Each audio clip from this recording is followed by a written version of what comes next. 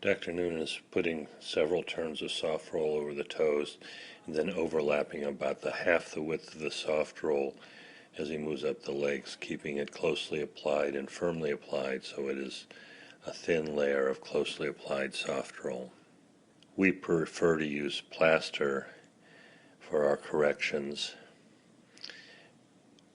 Notice he is placing several turns of plaster over the holder's fingers to get it plaster all the way out to the ends of the toes so there's a good toe plate at the end of the procedure. Notice he's keeping the plaster closely applied, and I like to put some tension as I go over the hind foot and just roll it on as it goes further up the leg. Some people have had success with soft cast materials.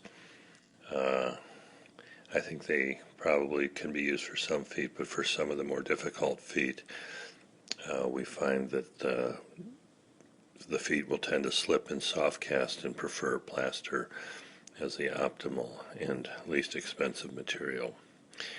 Now you'll see Dr. Noonan has taken the foot from the holder.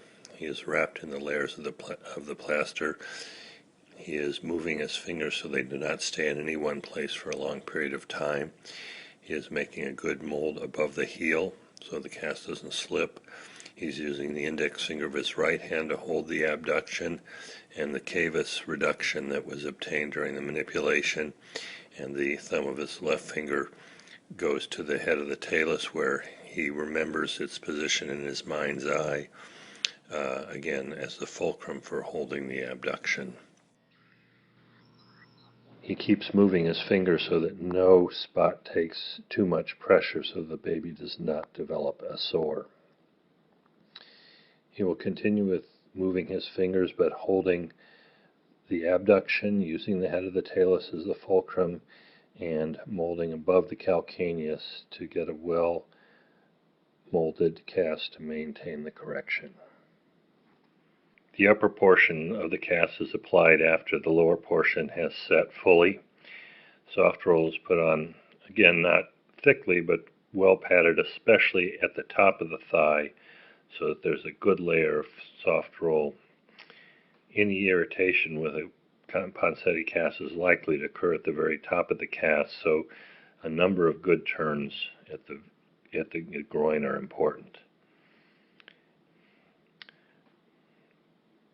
Again, the plaster is rolled on smoothly with care not to put any tight bands in the popliteal fossa. Dr. Noonan has a pre-made splint. You had previously seen using the roll to go back and forth over the front of the knee to strengthen the plaster at the knee without getting a lot of plaster in the popliteal fossa. Another simple technique is to use a preformed splint, as has been done here.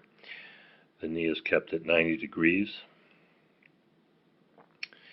And again, this will hold the abduction of the foot and avoid slipping.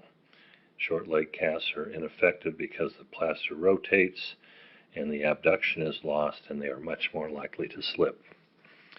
Again, the plaster is molded and held until it is fully set. This is the appearance of the feet after the first cast. The casts have been trimmed down to the MTP joints dorsally, but a full toe plate is remaining. This allows the toes to move and stretch out the flexor tendons.